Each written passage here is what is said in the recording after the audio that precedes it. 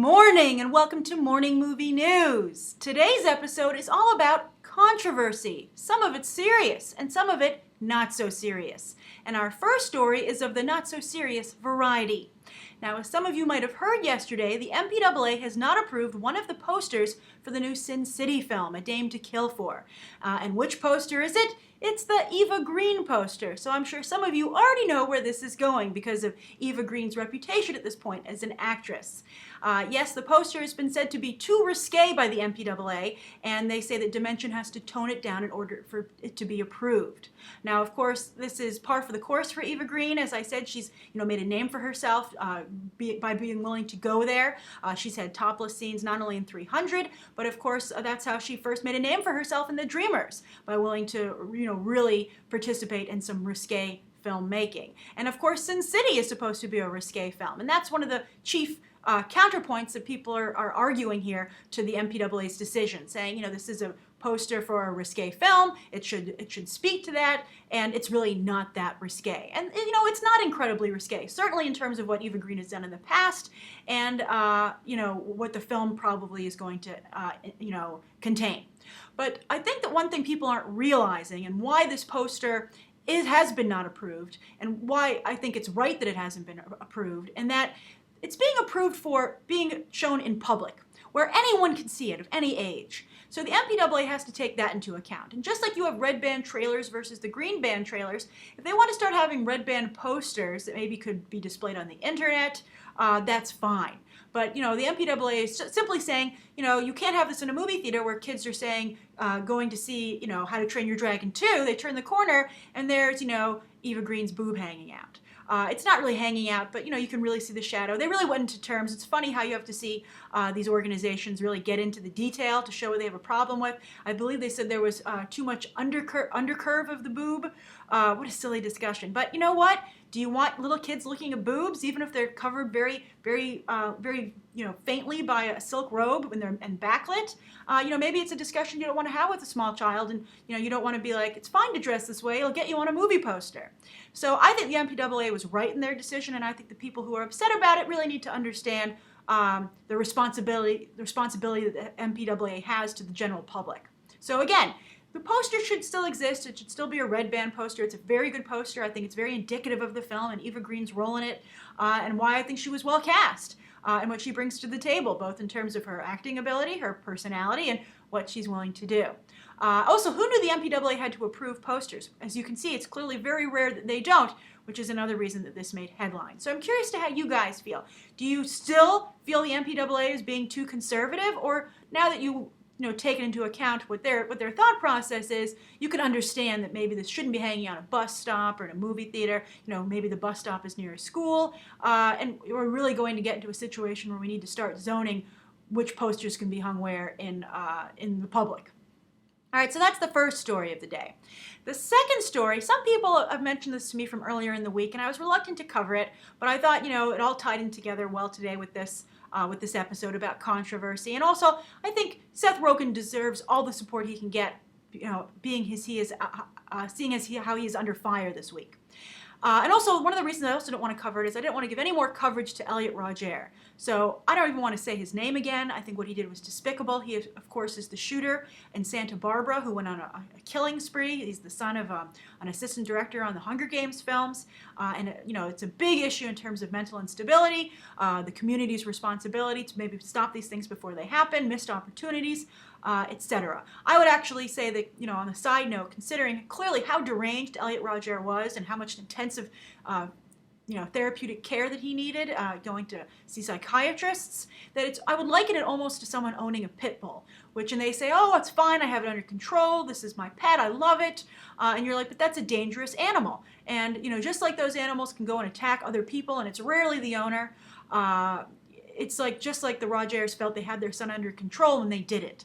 And of course, they weren't the ones that were hurt. It was these, innocent bystanders, because these people and also the police weren't really serious enough about the threat this young man was. Very sad situation. Now, how does this tie into the world of film? Well, first of all, in his manifesto, I can't find the exact quote. I looked for it this morning, but I remember reading in the initial coverage of this that part of the reason that this guy was inspired to move to Santa Barbara, and why he was so upset was that he moved there to try and achieve this lifestyle that Hollywood had convinced him existed, a life of free love and sex. And that's not even love, just wanted sex and a good time, and he felt that if he moved to this, Santa Barbara community, a college town, he would get it. And he didn't, and that's why he was very upset. And so the Washington Post film critic, Ann Hornaday, wrote a very lengthy article saying that movies were to blame for this, and they created these false expectations that could never be met, and that Seth Rogen in particular, with his film like Neighbors, which of course is in theaters, was partially to blame. And Seth Rogen, I think rightfully so, hit her back right away with really harshly and strongly saying it was grossly irresponsible and unfounded for Ann Hornaday to make the comments that she did. And Judd Apatow also backed him up. And I feel that Seth Rogen is totally correct. He has never, ever, ever validated violence against women, or that you should have false expectations of women. Seth Rogen, I think, is one of the sweetest comedians out there. He always seems to be in healthy relationships in all of his movies, and very respectful to women. I've never seen him be in a film where he treated women poorly. Maybe women aren't portrayed as wonderfully as we'd like them to see, but look at Neighbors. Rose Byrne's character is wonderful, very well realized, just as culpable to the hijinks and shenanigans that go on, and has the respect of her male co-stars. And I think that Ann Hornaday conveniently left that character out of her analysis, and I think really Hornaday was just looking for a current film in theaters to pin this on to try and seem relevant. And that's a very dangerous game to play, to sacrifice and endanger someone else's career for the sake of your own. So it's really a greedy, it's not only irresponsible, but it's greedy on the part of Ann Hornaday. Now, are some movies irresponsible in the way they portray women and how women, are maybe vilified or not seen correctly? Sure. I think those movies exist, but I think, why don't you call out video games as well? I think video games, games like Grand Theft Auto are much worse than anything that you see in film, because female characters literally don't have a personality. They're just a piece of meat. Video game posters also, of course, are famous for "she has no head." The famous female saying of "you've chopped off the woman's head in the poster because all that matters is her body." And I think that, why are they not pointing to that? I mean, I think, unfortunately, that guy referenced film, but he comes from a film culture. His father worked in film, he grew up in Hollywood. That's just his point, this is his frame of reference. And just because he had ridiculously unrealistic expectations does not mean that it's the mistake of movies that put it there. And I just think, especially Seth Rogen, I would certainly not blame him at all. And I think that I don't, off the top of my head, I can't think of any irresponsible depictions of women in film. Maybe to some degree I would say Spring Breakers with Harmony Korine, but even there, I think those female characters were well realized. They had definite opinions, and is not at all the sex bots that this sick, twisted individual was looking for. So I'm very against what Ann Hornaday said. I'm glad that Seth Rogen hit back. I hope the story doesn't get too much traction, and I'm curious as to what you guys think. Do you think that she has any ground to stand on at all? Do you think Seth Rogen is at all culpable here? Do you think movies are culpable? Do you think video games are culpable?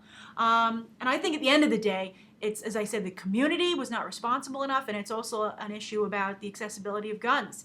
And then if Roger hadn't had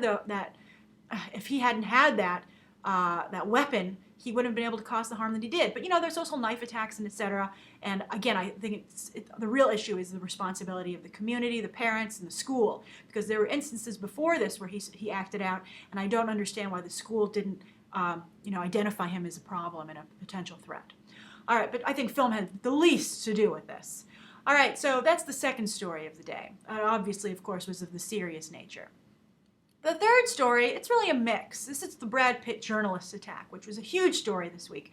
He was at the premiere for Maleficent in Los Angeles, supporting his wife, his significant other, Angelina Jolie, and this Ukrainian prankster, Vitalii Sediuk, broke through security and bounded up to the fan line where Pitt was signing autographs and punched Brad Pitt in the face. Now, of course, I don't think he obviously didn't hurt Pitt very much. Pitt was able to continue and go right on with the premiere, but Vitalii was arrested. He's actually currently in custody, held on bail, I think $20,000, and there's a temporary restraining order filed against him on behalf of Brad Pitt. I think it's just something that automatically goes into effect, and then I believe they said that in a few days Pitt has to decide if he wants to extend it. I don't think he's going to. I mean, Vitalii got what he wanted. wanted. He got his headlines, he got his coverage. And this is someone who's been doing this for a while now. Apparently at Cannes, he put his head up American Ferrera skirt, crawling on the red carpet for the How to Train Your Dragon 2 premiere. Then, of course, you might remember from Men in Black 3, he tried to kiss Will Smith, and Will Smith, gave him like a little slap on the face to get him to stop. He crashed the Grammys and went up on stage, I believe, and also has attacked Leonardo DiCaprio and Bradley Cooper. Now, I don't understand why Hollywood isn't taking this more seriously and shutting this down. It's very clear what he looks like at this point, and you would think that his picture would be circled around to make sure that he was not going to show up at these events.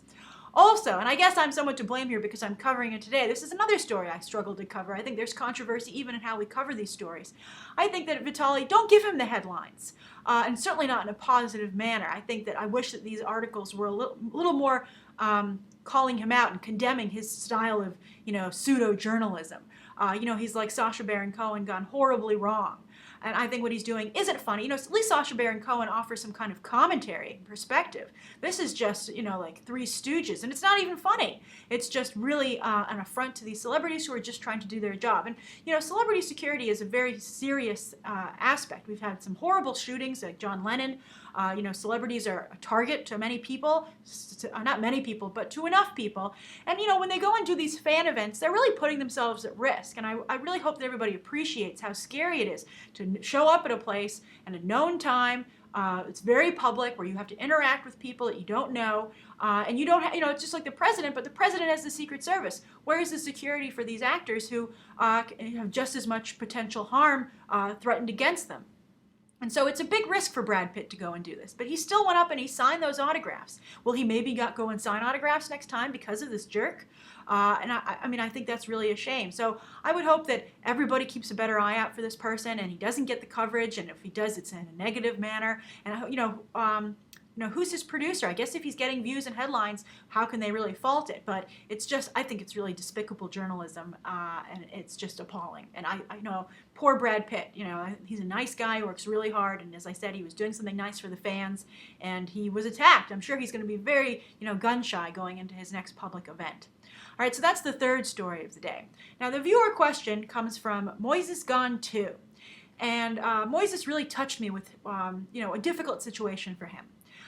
Because I think it's a shame, and so let's go into it. And it's a delicate situation, which is I think why it fits in with today's episode. So Moises said, question: my dad is an old-fashioned guy. He spends most of his time working and fixing his yard. One time we passed a movie theater, and my brother and I joked and asked if he wanted to see anything. And then he started saying, screaming, that it's a waste of time and it's pointless to sit for 2 hours watching a movie. And then Moises says, to me, going to the theater is the best feeling ever, but he is against movies and TV. It is hard for my family because we have to sneak around to see a movie. I just wanted to know your opinion on going to the theater and whether it is a waste, and what do you think about the movie-going experience? I would like some good counter-arguments to prove that the movie theater is amazing. Thanks for looking this over, smiley face. Well, Moises, I feel very bad that is the situation you're faced with, because you certainly don't want something that you love to pit you against your father. So the first thing I would do is I would try to think from your father's perspective and try to be sympathetic to his point of view. I know it seems hard because it so flies against what you believe, and it's also hindering your ability to do something you love. But I would try and find out why your father is so against movies and television. Is it rooted in some experience? Maybe it's a monetary concern. Maybe he feels guilty that he can't provide the movie ticket for you. I can't speak to your financial situation. Maybe he had a bad time with it. Maybe, something happened to a family member. You don't know. And it could be, as I'm saying, a very sympathetic reason for him having a problem with it. So maybe if you can get your dad to sit down for a calm and reasonable discussion where you just point blank say, I just really want to understand, don't just tell me you're against it, but could you just explain it to me? And if you could actually have a conversation and a dialogue about it, I think that would help both of you. Next, I think it needs to be established that you guys can agree to disagree. You can totally respect your father's, unappreciation of film, but I think that he should respect why you love it. You're not seeing movies that are, inappropriate or harmful, or are you? No, I'm sure you're not. You're just going to enjoy movies that millions of people enjoy. It's a valid form of entertainment, and it's not destructive. So, if your father wants you to respect his position, I think that at the very least he should respect yours. You certainly shouldn't have to sneak around to go and do something, and it's also unsafe. It's unsafe for your parents to lie to them where you are, for them not to know where you are if God forbid something happens to you. It's just an unhealthy situation, and as I said, a dangerous situation. Also, I'd be curious to know where your mother stands in this whole area. Now, as for going to the movies, if you're looking for some counter arguments, I think that you should point out that, he might be just thinking of the mindless popcorn flicks, but there are some movies that really make you think. Even Maleficent, that's out this weekend, as you'll see in my review later today, has some very sophisticated ideas that it addresses. Not only about, villain versus hero, but also in terms of the feminist viewpoint and, how women and men interact. So there's, you can, not only are movies entertaining, but they make you think, and they also expose you to things that maybe you wouldn't otherwise be privy to. For instance, you can tell your father you like seeing a foreign film. It exposes you to other cultures. It teaches you about history, when they do a historically accurate movie. But for instance, look at a great movie like Glory. That works on many levels. Historical relevance, the racial history of the United States, bravery, self-sacrifice, how we are all actually, at the same level and drawn together, that soldiers have a bond unlike no other. I think that those are elements you should really point out. Maybe you should find a film that maybe find out what your father likes, if he's a history buff or, he likes a certain culture, etc. Find that movie and show it to him and say, so you see this movie was responsible and it broadened my horizons and made me think. Also, I think everybody needs a release. I'm glad your father can find it in his yard, but for you, I'm sure you work very hard, and you need time to chill and to release some stress, just enjoy yourself, and this is how you like to do it. Everybody finds a different way. Some people like to read a good book. Some people like to play sports. Some people have multiple interests, and movies happen to be one of them. It's very therapeutic and refreshing to escape into a dark theater and be entertained. So that's something else that I would point out. The other thing would be the shared human experience. It's wonderful to talk about movies with other people. We have a great time on here. Maybe, you can, talk to your father about some of the topics that we have on this show on Morning Movie News, just to try and get him interested in the film business and what's going on in that arena. And then also, there's the shared experience of sitting in the theater. That's wonderful, to watch a movie and to everyone laugh together or to be scared together and leaving the theater, kind of that rush after a good movie, is a great experience. And there are so few ways that we interact in person these days that this is one of the remaining few. And it's great to get out of the house. It's great to be part of the world. Some people want to watch movies at home. Even I'm kind of leaning that way because of bad movie theater experiences. But we don't want to just be stuck in our own little pods and never go out into the world. We don't want to cut ourselves off and not participate. And I think movies are a way that we participate. As we've often said here, we vote with our box office dollars. And I think that's very exciting. So I hope that those arguments can help you with your father. But again, I think just be sympathetic to where he's coming from, and hopefully that will lead to him being sympathetic to where you're coming from. And at the very least, hopefully that you can just agree to disagree. So good luck, Moises, and I hope this was helpful. All right, thank you so much, everybody, for tuning in. Please write down below what you think of today's 3 top stories, the viewer question, anything you'd like to see covered Monday, and any questions that you might have. Thanks for watching. Bye.